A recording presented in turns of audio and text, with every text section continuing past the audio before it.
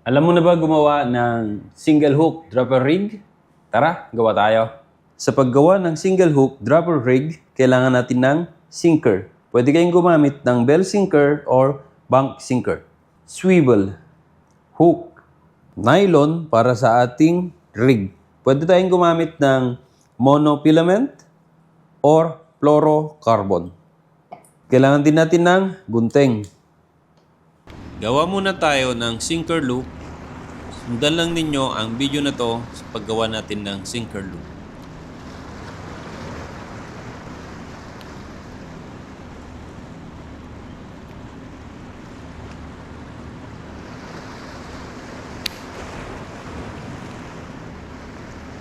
Pwede rin kayong gumamit ng ibang klaseng sinker tulad ng bank sinker or itong ating bell sinker.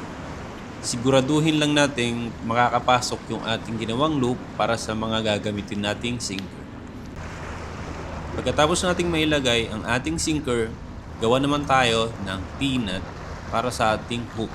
Sundan lang nyo ang video na to.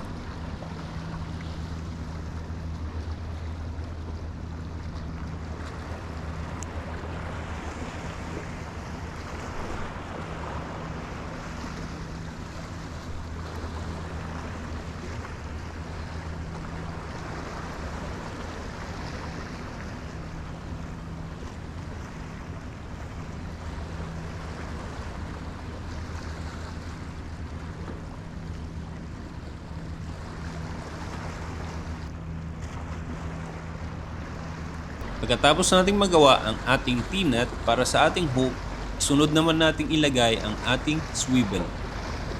Sa ating swivel, pwede tayong gumamit ng iba't ibang klaseng nut. Pwede rin ang loop nut, pwede rin ang uni nut, clench nut, improved clench nut, pero sa video na to, gagamit tayo ng uni nut. Sundan lang sa video na to kung paano ang pagtali ng uni nut.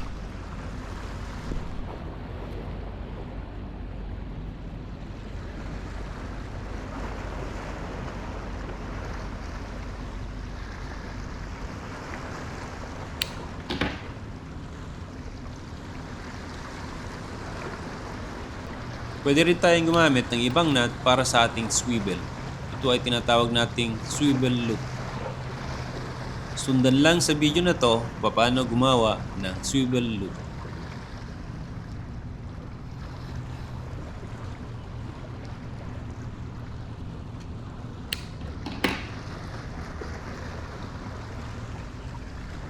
Pagkatapos nating mailagay ang ating sinker, kagawa ng T-nut, mailagay ang ating swivel, sunod naman natin ilagay ang ating hook.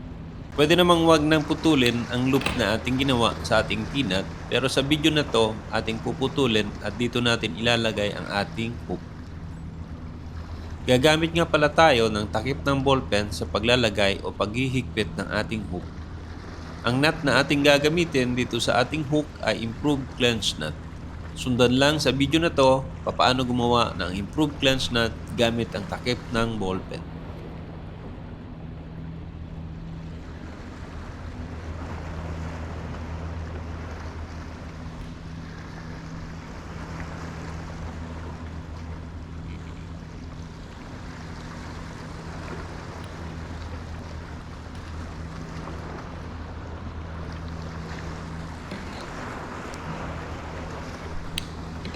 Ito na yung ating single hook dropper rig.